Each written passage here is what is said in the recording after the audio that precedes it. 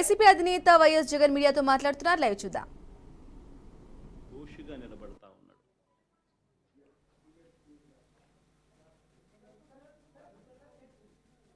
ఒకవైపున గతంలో చంద్రబాబు నాయుడు చెప్పిన ఎన్నికలప్పుడు తాను చేసిన ప్రచార హోరు, ఎన్నికలకు వెళ్ళినప్పుడు చంద్రబాబు నాయుడు తన ఎమ్మెల్యేలు కానీ తన కార్యకర్తలను కానీ ప్రతి ఇంటికి తాను పంపించి తాను క్యాంపెయిన్ చేసిన విధానం ఒకసారి గమనిస్తే, చంద్రబాబు నాయుడు అక్కడికి వెళ్ళినప్పుడు చంద్రబాబు నాయుడుకి సంబంధించిన ఎమ్మెల్యేలు కానీ ఆ కార్యకర్తలు కానీ ప్రతి ఇంటి దగ్గరికి వెళ్ళినప్పుడు, గడప దగ్గరికి వెళ్ళినప్పుడు ఆ ఇంట్లో చిన్న చిన్న పిల్లలు ఎవరైనా కనిపిస్తే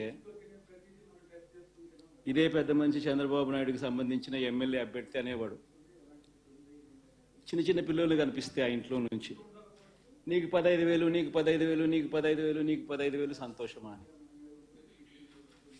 ఆ ఇంట్లో నుంచి ఆ పిల్లలకు సంబంధించిన తల్లి కానీ ఆ చిన్నమ్మ కానీ పెద్దమ్మ కానీ బయటకు వస్తే నీకు 18,000, నీకు 18,000, నీకు 18,000 సంతోషమా అని అనేవాళ్ళు. అంతటితో కూడా ఆగిపోరు. 50 ఏళ్ళు పైచిలకు 50 ఏళ్ళు ఉన్న ఆ ఇంట్లో పెద్దమ్మ గాని బయటకు వస్తే ఆ పెద్దమ్మని చూసి నీకు 48,000, నీకు 48,000, నీకు 48,000 అని చెప్పి అనేవాళ్ళు. అంతటితో కూడా ఆగదు. 20 ఏళ్ళ పిల్లోడు గన ఆ ఇంట్లో నుంచి బయటకు వస్తే నీకు సంవత్సరానికి 36,000, నీకు సంతోషమా అని అనేవాళ్ళు. ఆ ఇంట్లో నుంచి ఓ కండువా వేసుకుని రైతు బయటకు వస్తే నీకు 20,000 ప్రతి సంవత్సరం, నీకు సంతోషమా అని అనేవాళ్ళు.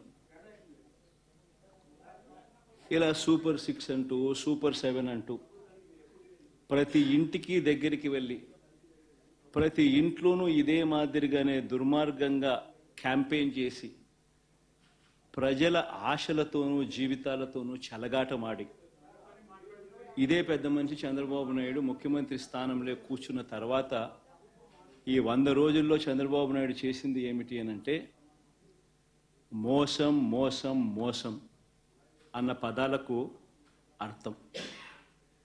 ఒకవైపున ఇదే పెద్ద మనిషి చంద్రబాబు నాయుడు ఇంతటి దారుణమైన అబద్ధాలు మోసాలతో కూడిన పరిపాలన ఒకవైపున చేస్తూనే మరోవైపున అన్ని వ్యవస్థలు తిరోగమనమే.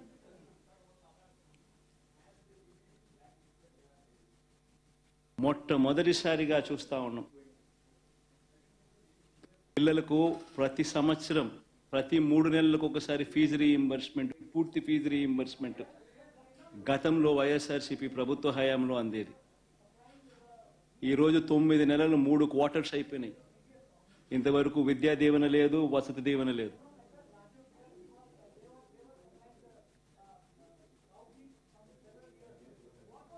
పిల్లలు ఫీజులు కట్టుకోలేని పరిస్థితిలో పిల్లలు ఈరోజు కాలేజీల్లోకి సర్టిఫికెట్ల కోసం కాలేజ్ యాజమాన్యాలు పిల్లల మీద ఒత్తిడి తీసుకొస్తా ఉన్న కార్యక్రమం జరుగుతూ ఉంది.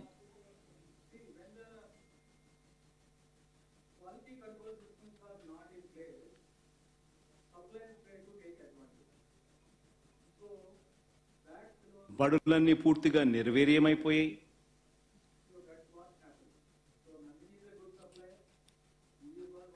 గోరుముద్ద గాలికి ఎగిరిపోయింది. ఇంగ్లీష్ మీడియం చదువులు అటకెక్కాయి. టోఫుల్ తీసేశారు. సిబిఎస్ఈ కూడా అదే బాటలో తీసేసే కార్యక్రమం జరుగుతూ ఉంది.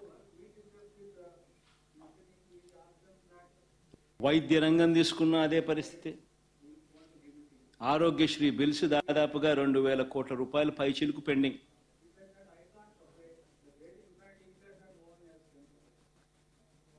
మామూలుగా జనవరిలో బిల్స్, ఫిబ్రవరిలో ప్రాసెస్ చేసి మార్చ్లో మామూలుగా ఇస్తారు. మార్చ్లో ఎన్నికల కోడ్ వచ్చింది, అంతే. ఒక్క బిల్లు పాస్ కాల.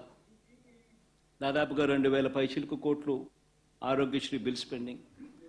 నెట్వర్క్ హాస్పిటల్స్ ఈరోజు ప్రజలకు మంచి చేసే కార్యక్రమం, సేవలు అందించే కార్యక్రమంలో వెనకడుగు వేస్తూ ఉన్న పరిస్థితులు.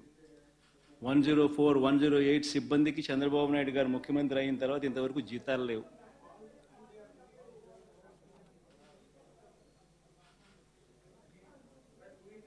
ఆరోగ్య ఆసరా గురించి పట్టించుకునే నాతుడు లేడు. గవర్నమెంట్ రంగంలో కడతా ఉన్న మెడికల్ కాలేజీలను స్కాములు చేస్తూ స్కాముల కోసం కాలేజీలను ప్రైవేట్ పరం చేయడానికి అడుగులు ముందుకు పడతా ఉన్నాయి.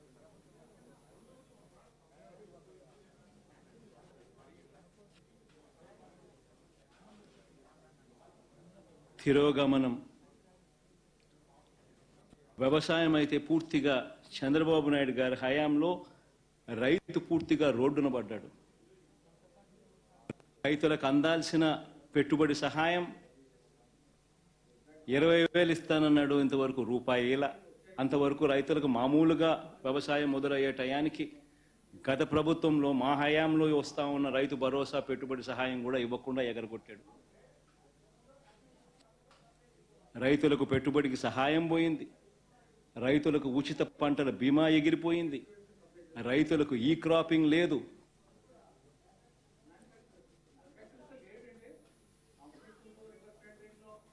రైతుల పరిస్థితి ఎంత దయనీయంగా ఉందంటే ఆర్బీకే వ్యవస్థ నిర్వీర్యం అయిపోతా ఉంది. మళ్ళీ క్యూలు కనిపిస్తా ఉన్నాయి.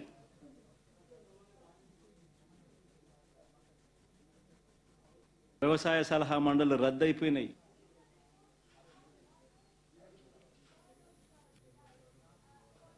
ఏ రంగం చూసుకున్నా కూడా తిరోగమనమే. గతంలో వైఎస్ఆర్సీపీ ప్రభుత్వంలో మా హయాంలో ప్రతి పథకము పారదర్శకంగా జరిగేది, డోర్ డెలివరీ జరిగేది. ఈరోజు డోర్ డెలివరీ గాలికి ఎగిరిపోయింది. డోర్ డెలివరీ పెన్షన్ లేదు, డోర్ డెలివరీ రేషన్ లేదు, పారదర్శకత అంతకన్నా లేదు. ఈరోజు మళ్ళీ తెలుగుదేశం పార్టీ జన్మభూమి కమిటీల వాళ్ళ దగ్గరికి వెళ్ళి వాళ్ళ ఇళ్లలో డిస్ట్రిబ్యూషన్ అట, వాళ్ళ ఇళ్లకు రావడానికి ఎవరైనా సిద్ధం కాకపోతే పథకాలు క్యాన్సిల్ అట.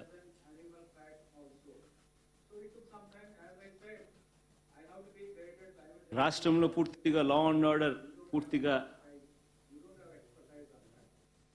ఏమైపోతా ఉంది అన్న పరిస్థితిలోకి లా అండ్ ఆర్డర్ వెళ్ళిపోయింది. రెడ్ బుక్ పాలనతో ఈ రోజు రాష్ట్రంలో అడ్డగోలుగా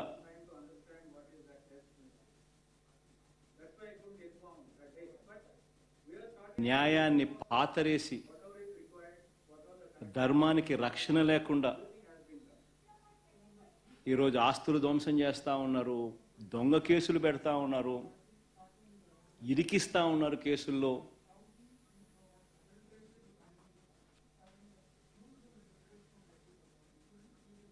ఇష్టం వచ్చినట్టుగా రాజ్య పరిపాలన చేస్తూ ఉన్నారు. అన్ని రకాలుగా ఫెయిల్ అయిపోయిన ఈ ప్రభుత్వం చివరికి ప్రతి అడుగులోనూ డైవర్షనే,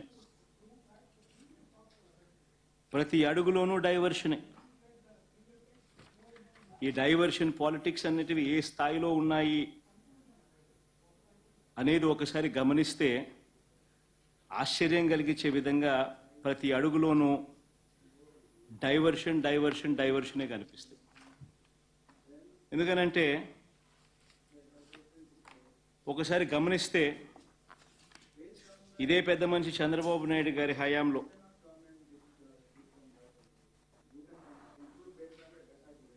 రాష్ట్రంలో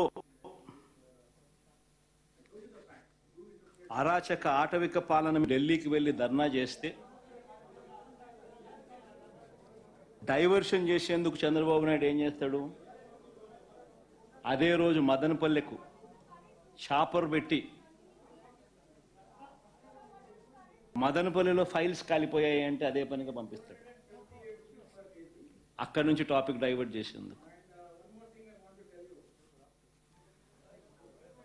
రాష్ట్ర వ్యాప్తంగా కూడా రెసిడెన్షియల్ స్కూల్స్లో కానీ, IIITలో కానీ, హాస్టల్లో కానీ, కాలేజీల్లో ఫుడ్ పాయిజన్ జరిగి ఈవెన్ గోరుముద్ద కార్యక్రమంలో కూడా ఫుడ్ పాయిజనింగ్ జరిగి పిల్లలందరూ కూడా అన్యాయమైన పరిస్థితిలో ఫుడ్ బాగా లేదు అని చెప్పి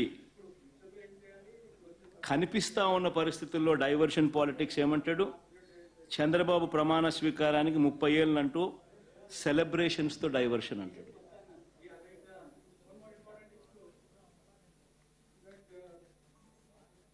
చంద్రబాబు నాయుడు స్కిల్ స్కామ్లో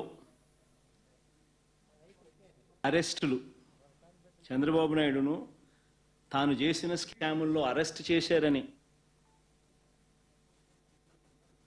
తనను అరెస్ట్ చేశారని, తనకు బాగా దగ్గర, తనకు బంధుత్వం ఉన్న ఈనాడు ఆ మార్గదర్శి నేరాలను బయట పెట్టారు అని ఆ ఐఏఎస్లు, ఆ ఐపీఎస్లు అధికారులను వేధిస్తా ఉన్న పరిస్థితులు,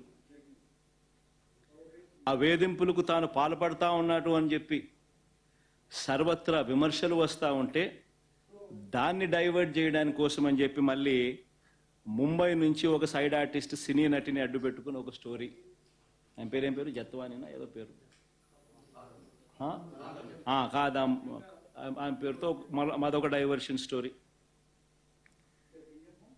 విజయవాడలో మనమంతా కూడా చూసాం ఏ రకంగా అలర్ట్ వెడ్నెస్డే బుధవారం రోజు అలర్ట్ వస్తే శుక్రవారం సాయంత్రం నుంచి ముమ్మరంగా వర్షాలు పడతాయని అలర్ట్ వస్తే బుధవారము, గురువారము, శుక్రవారం మధ్యాహ్నం దాకా నీకు టైం ఉన్నా కూడా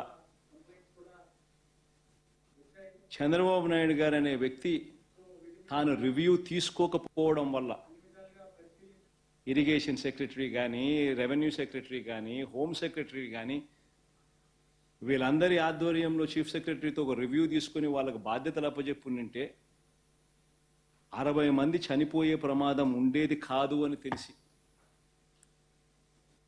ఇరిగేషన్ సెక్రటరీ ఫ్లడ్ కుషన్ తాను ఏర్పాటు చేసేవాడు, రెవెన్యూ సెక్రటరీ రిలీఫ్ క్యాంపులు తాను ఏర్పాటు చేసేవాడు, హోమ్ సెక్రటరీ లోతట్టు ప్రాంతాల్లో ఉన్న ప్రజలను రిలీఫ్ క్యాంపులకు షిఫ్ట్ చేసి ఉండేవాడు. ఇవేవి కూడా చంద్రబాబు నాయుడు చేయకపోవడం వల్ల విజయవాడలో ఏ రకంగా, విజయవాడనే కాదు ఏలేరు కూడా అదే రకంగానే మిస్మేనేజ్మెంట్, మ్యాన్ మేడ్ ఫ్లడ్స్ ఏ రకంగా క్రియేట్ చేసి ఏ రకంగా చంద్రబాబు నాయుడు అన్ని రకాలుగా ఫెయిల్ అయిపోయిన పరిస్థితి కనిపించిన నేపథ్యంలో దాన్ని డైవర్ట్ చేసేందుకు ఈ పెద్ద మనిషి చంద్రబాబు నాయుడు ప్రకాశం బ్యారేజీలో బోట్లంట, ఆ బోట్లతో బ్యారేజీని ధ్వంసం చేయడానికి ప్రయత్నించారంటూ ఇంకొక డైవర్షన్ టాక్టిక్.